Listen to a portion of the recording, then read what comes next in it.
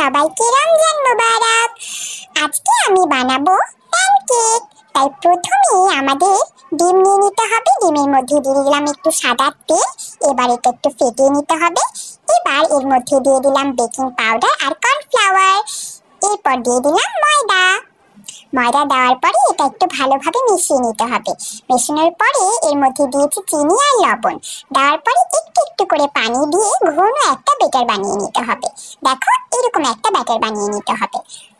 অল্প অল্প করে পানি দিয়ে ব্যাটারটা বানিয়ে নিতে হবে। তারপর এটা কিছুক্ষণ রেস্টে রেখে দেবো।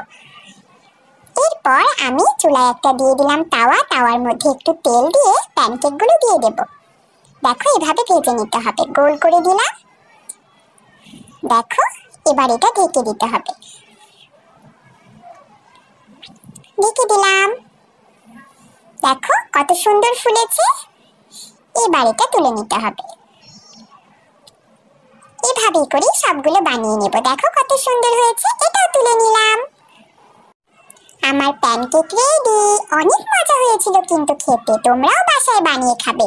দেখো, আমি একটা ভেঙে দেখাচ্ছি। দেখো কত সুন্দর হয়েছে।